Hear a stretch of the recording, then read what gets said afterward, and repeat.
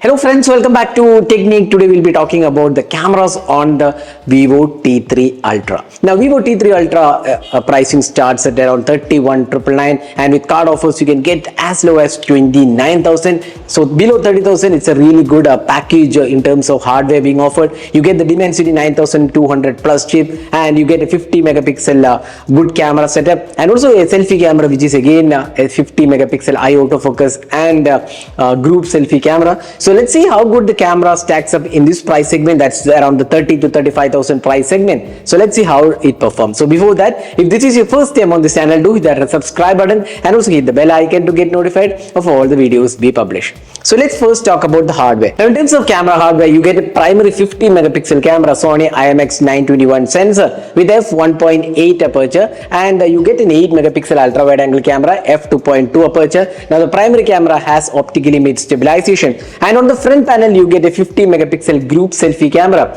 which can do wide angle, even ultra wide, even the 2x zoom capabilities are there. It's not a telephoto lens but you can do with in sensor zoom. So that's the camera hardware of the Vivo T3 Ultra. So let's see how good the camera experience is. Remember this device has 4K 60 fps video recording for both the rear and the front camera, something which is really good Vivo has done because a lot of camera smartphones do not have video recording that's 4K 60 fps for the selfie camera. So let's see how good the camera experience is. So let's start with the daylight captures taken with this device. So looking at the daylight captures, one thing what you notice is the color reproduction. It's very rich in tone, sometimes it looks saturated too, but one thing what is very good about the details is the dynamic range. Vivo's dynamic range algorithm works very well and there is good amount of details on offer. The sharpness levels are also quite acceptable. Once again you can see the sky colors are slightly boosted. Overall the color quality is towards the richer tone, but there is no other option to turn off the richness or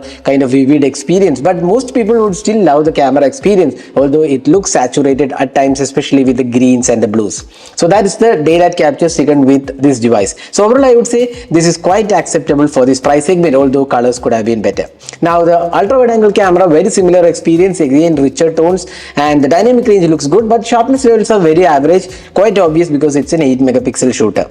Now let's move on to the close-up images taken with the Vivo T3 Ultra. You can see that once again they look good. There is good amount of sharpness offered. The details are also quite acceptable and overall the quality of the photos looks quite acceptable at this price segment. Colors are once again richer in nature. So that's one thing which is across all the lenses. The colors are richer and at times saturated. Now let's move on to the portraits. Now by default it takes portraits in 2x mode and you can see here portraits are quite good. The skin tones are looking good actually and the background blur effect also looks good. Once again you can see that the dynamic range looks really good, but colors are once again richer in nature. Although the skin tones are maintained quite well, I would say the portraits definitely looks good. You can take 1x and 2x portraits using the camera and they come quite good, and the background blur and the edge detection also looks quite acceptable at this price segment. So portrait is quite good on the Vivo T3 Ultra. Let's move on to the low light. Now indoor lights and artificial lights, you can see here there is good amount of details on offer. The dynamic range and sharpness levels also looks good and the colors are more or less pleasing here. But when it comes to extreme low light, while the details are quite good and the night mode kicks in, the sharpness levels takes a hit with the night mode turned on. Although there is optically made stabilization, the sharpness levels could have been better, that's what we feel, although the details are definitely good in the images. So these are the low light experience taken with the Vivo T3 Ultra. Overall it won't disappoint users, although there is some room for improvement.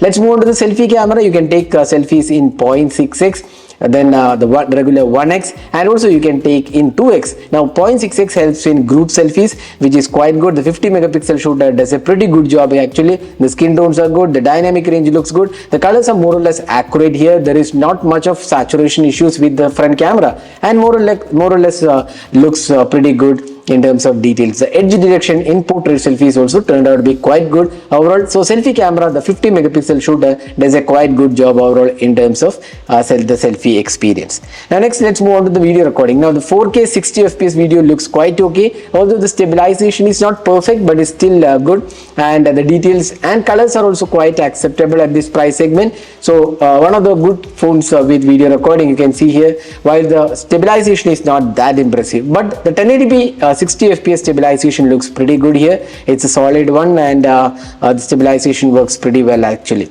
So that was the primary camera video recording, and you can take videos in 4K 60 fps.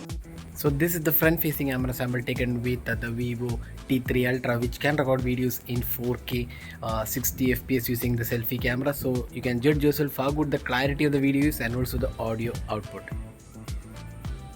So this is the 1080p resolution video recording taken using the Vivo T3 Ultra. So you might have already watched the 4K 60 fps video. So you can judge yourself how good the clarity of the video is and also the audio output. So that is a detailed camera review of the Vivo T3 Ultra. So how good is the camera on the Vivo T3 Ultra? I would say it's quite good. Although there are some weaknesses like low light experience could have been a tad better. As I said before, the sharpness levels needs a bit more fine tuning because it has a good sensor. It has optically made stabilization. So low light experience could have been better. And again, the ultra wide angle camera is kind of average for most of the 8 megapixel shooter. It's the same case here. The portraits looks good. Colors are slightly richer tones. As I said before, saturation is slightly on the higher side. These things could be fixed with updates, but otherwise the Vivo T3 Ultra has a quite good camera, especially the selfie camera turned out to be pretty good. 4K 60 fps footage also looks good for both the rear and the front camera. So overall I would say this camera won't disappoint users in any way, but if you are very particular about the camera experience, probably the Vivo V40 with the Zeiss optics would make much better sense, because that's more dedicated towards the camera side. This is dedicated more for the performance side. So you have to decide whether you want performance, then go with the Vivo T3 Ultra. So if you are more focused on the camera, I would suggest the Vivo V40 instead of this one. So that's the detailed camera review of the Vivo T3 Ultra. Hope you enjoyed watching this video. Do hit that like button and also hit the subscribe button for more videos. Thanks for watching. Hope to see you in our next video. Have a great day.